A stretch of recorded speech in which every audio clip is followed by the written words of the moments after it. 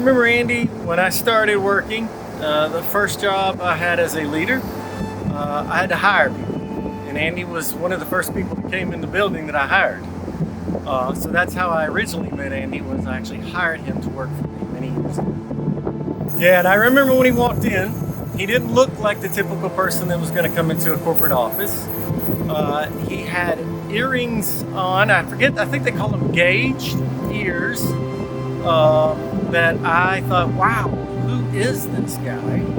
And so at first glance, I was concerned about maybe who we were screening to interview until I actually sat down with him and started talking to him. As soon as he sat down and opened his mouth, it was as if I had known Andy for a long time. Very comfortable, carried himself well, great respect, yes sir to every question. Just had a way about him that made me feel comfortable to be interviewing, first of all. And he just came across as genuine, as someone who would work hard, who had a great work ethic. Just impressive, to be honest. So the whole idea of a cover not matching what you get, Andy really was that person when I met with him. What went through my head when Andy left us was, yay. Be honest, Andy was meant to do bigger things. He was always working on something, hustling. And I just knew this wasn't the place for him. This was more controlling to his personality, and he needed to be free. And, I loved the fact when he told me he was going to leave. I'd encouraged it for a few years to Andy that he needed to get out. He needed to do these things that he was interested in. And this was the world that helped him get some places in his life, but it was time for him to move on and do the things he wanted to do for himself. Yeah, I think what stood out most is what I said before, is Andy is a genuine, caring individual. Andy raced motorcycles. He started businesses. Anything I'd ask Andy, he could do. And over the years, he was willing to do that. So the idea of showing me how to work a computer, how to use my mouse appropriately, how to set up my home stereo, like anything you would ask Andy, he would be willing to do it. And he would drop anything to support you. And he carried that through, and that, I remember that about him, that was just the person he was. And I think it's funny because a lot of people would say, well, Andy talks like he's done everything.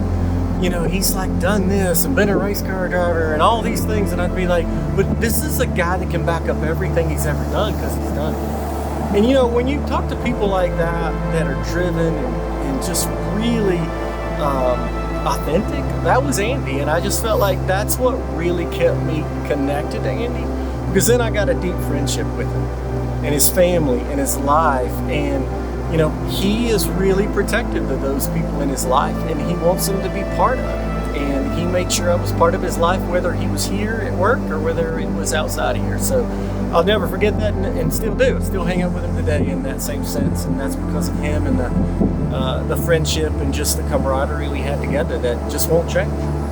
Yeah, when I think of Andy, the day he walked in the door with big earrings and tattoos, I think the first thing I think between now and where he's at today is he's still the same person, first of all.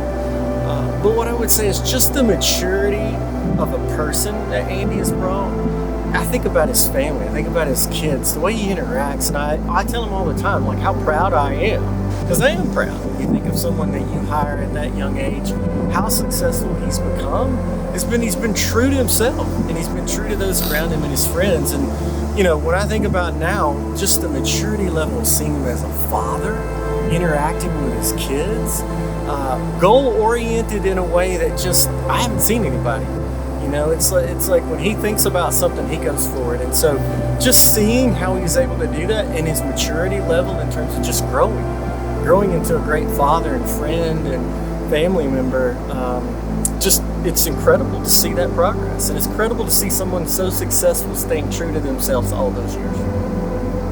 I think of the days when Andy would come in and talk about breaking all of his legs, racing motorcycles, and just his attitude. But one of the things I do think I don't have a lot of friends, I don't have a lot of people that I felt like truly were focused on the right things. And I think Andy was one of those folks from the very beginning, always into something, doing something. But what stands out to me honestly now when I think of Andy, and even the times we were working together, is there was nothing I could ask him to do he wouldn't do. And I think that is whether you were creating a new program overnight, you were building a whole computer overnight. But what stands out is he never slept. That's what stands out to me more than anything about Andy is he never slept. He did things that I could not imagine doing. And he would have the best attitude the next day. And I just feel like he was so driven that it just stands out to me as someone that I just haven't seen that sort of.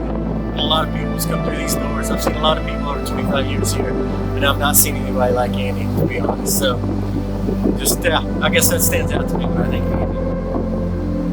Yeah, it is a little bit of a turn of events to be interviewed for this, just knowing that the first time I met him was in an interview. But you know what, I'm proud to even be a part of this when I think about what the impact Andy's had on my life too.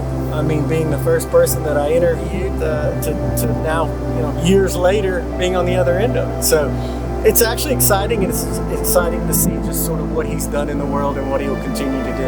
That excites me. Hannah, I love you. Thank you for everything you've done for our family. All the sacrifices you've made personally, not only for the kids, but for myself. Lainey, continue being you. Continue to be that girl on the horse with a big heart that wants to help everyone in this world. Lawson, keep being the loving son that you are. Never forget that the love that you show and the compassion you have for life will go on to do big things and bless others. And Lyndon, oh my little princess that just gives and gives and gives. Continue to give with all your heart. Continue to chase the passion to watch others smile as you give them things. You all three are going to go on to do amazing and beautiful things in this life. Know that Daddy loves you more than anything.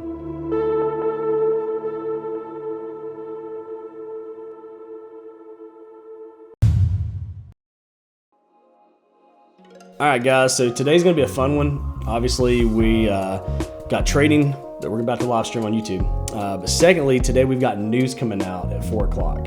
And as you know, the market closes right there after the news. So it's going to be interesting to see how the news plays into the market. Well, this is a fun little call. What's up, bro? Hey man, nothing much. Look, I've got some ideas for season 2, and I wanted to run it by you real quick. Yeah, dude, I've got a little bit of time. What's up? So I was thinking, in season 1, we introduced you and we introduced your family and gave some backstory on y'all. So we know who y'all are, but we haven't really seen much of y'all's life, the day to day. So what if we made season 2 centered around just kind of following y'all around and living life with y'all?